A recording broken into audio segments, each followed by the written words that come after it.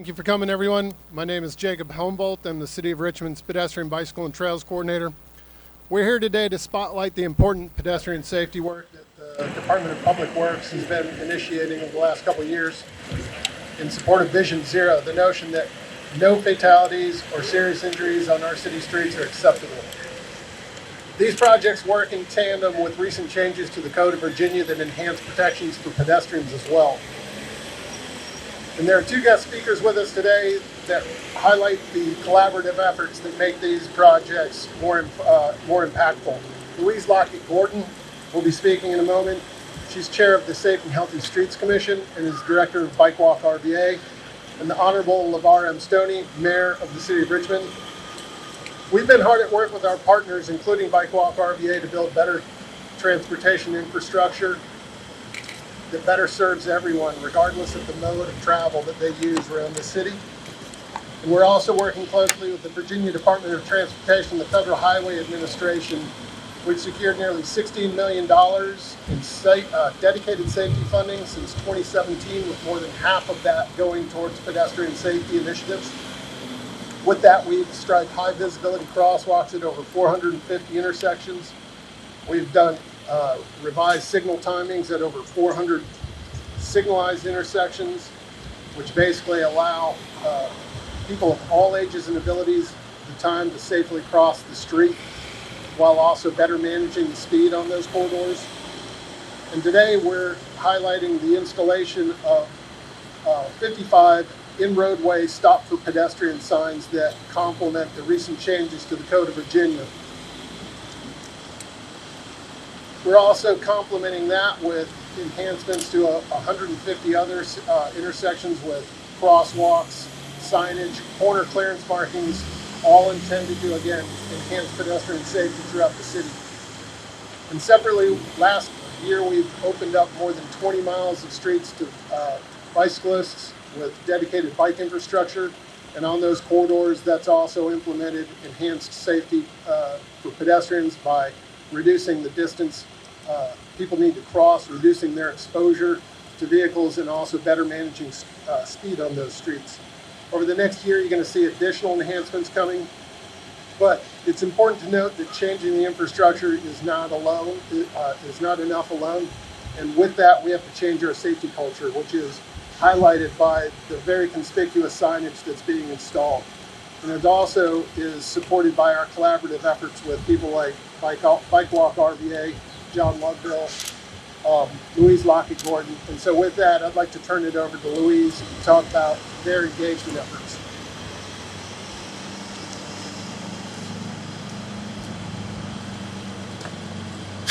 Thank you, Jake.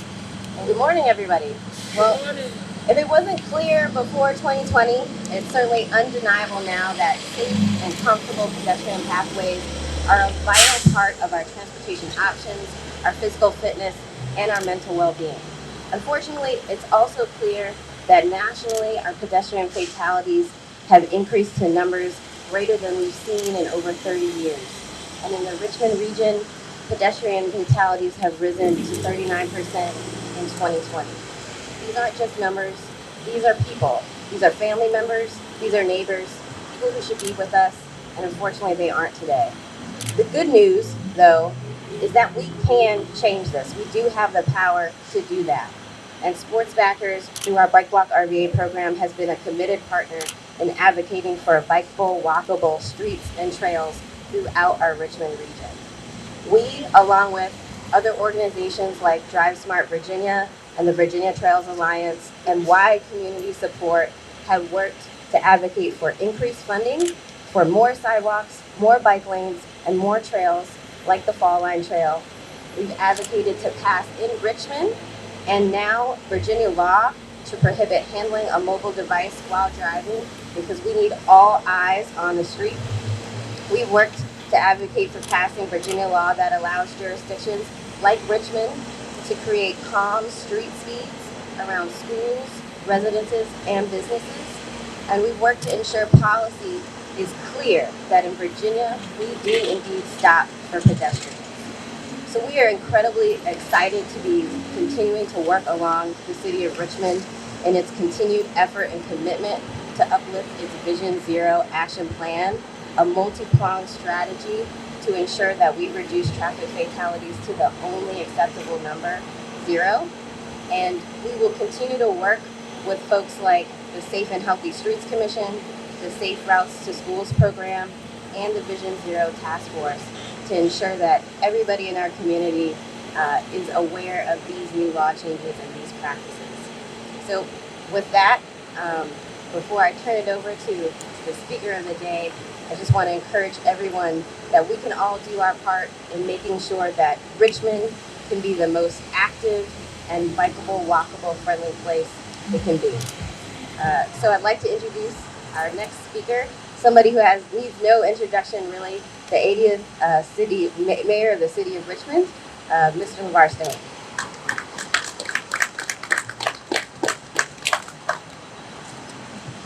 Thank you so much, Louise. Thank you so much for your advocacy for over the years and work here, the contributions you made here in the great city of Richmond. Good morning, everyone. This is an exciting day in the great city of Richmond. Exciting because we just took another step to make our city just a little bit safer. Over the last few weeks, our crews, as you can see, are out here today. Crews and contractors have installed these stop for pedestrian signs in the middle of the road of 55 locations across the city. Locations chosen because data shows that they have historically been locations of high incidence of accidents. This type of signage has been demonstrated to improve pedestrian safety, and our Department of Public Works will be evaluating the before and after effectiveness of this pilot program. And as weather gets better, and you see it's a warm day out here today, as weather gets better and more people get out and about, we need to do everything we can to make sure our motorists are keeping an eye out for people crossing the street. As you can see, these installations on one-way streets will complement a new double white center line striping pattern. These markings are designed to reduce the likelihood of motorists changing lanes on the approach to these intersections where vehicles are stopped and pedestrians may be crossing the street.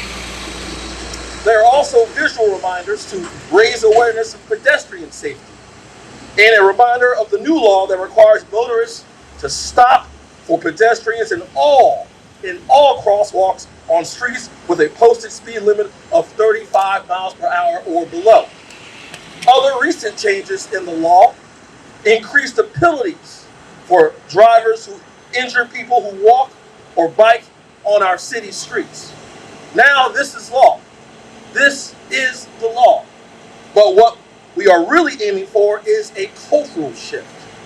We need to take a person-centered approach to mobility, not a vehicle-centered approach. And that shift includes the simple but potentially life-saving act of simply stopping. Stopping for people crossing the street. This is all part of Vision Zero, the idea that our goal is not a reduction in deaths from motor vehicles, but zero deaths from motor vehicles. We have lost too many Richmonders over the last year. I don't want to lose any more. That's the bottom line. And certainly not because a driver can't wait a few seconds for someone to cross the street. No destination is that important, and nobody's life is that cheap. As many of you know, these signs are just the latest initiative aimed at keeping our residents, workers, and visitors safe. I would like to recognize the DPW team led by Mr. Bobby Vincent, the Director of Department of Public Works, Project Managers Ms. Jiang Chu and Mr. Jacob Himbo, who were overseeing the budget and the schedule, Mr. Kevin Lucas in Minority Business Development, who checks on compliance, the contractors at B&B Signal Team, including Mullins Marking and Pro Marking, the inspection staff at Quinn Consulting, the design consultant team at Kinley Horn and Associates, and Also, I would be remiss if I didn't recognize my friend and Councilman Andreas Addison and for his partnership on the Safe and Healthy Streets Commission. I'd like to thank our partners at the Virginia Department of Transportation and the Federal Highway Administration for the $1.54 million in grants received from the Highway Safety Improvement Program, which allowed us to make these improvements with minimal funding incurred by the city of Richmond. As you know, over the past several years, the Department of Public Works has invested $5.8 million of funding into pedestrian safety improvements at over 450 signalized intersections through high visibility crosswalks, accessible ramps, signal timings, and pedestrian countdown signals, with an additional $2.9 million in safety improvements. We need to be the catalyst for change. Pay attention, slow down, avoid distractions, and stop for people and allow them to cross the street. We have made a great deal of progress on Vision Zero, but we have a lot of work to still do here in the city of Richmond. It will not be done until we get to the number 0. So I'd like to finally thank our team at DPW and our Vision Zero team led by Mike Sawyer for all their work to make Richmond a safer place to be. And I'd like to ask all who live, work, play in the great city of Richmond to do our part in respecting this new law and respecting each other. Thank you so much.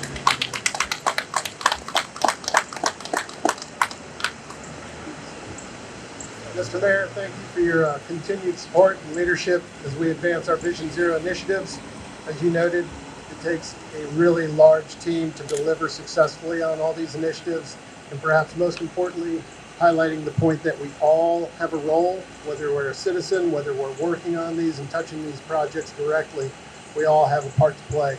So with that, we're going to go ahead and install the in-roadway sign for you technical wonks, the R1-6A sign, to cap off our events here today. Thank you very much for coming out. We, John, any of our Who's going to help me with any this? of our safety advocates, if they wanted to, Mike, want to be behind the mirrors, we do this.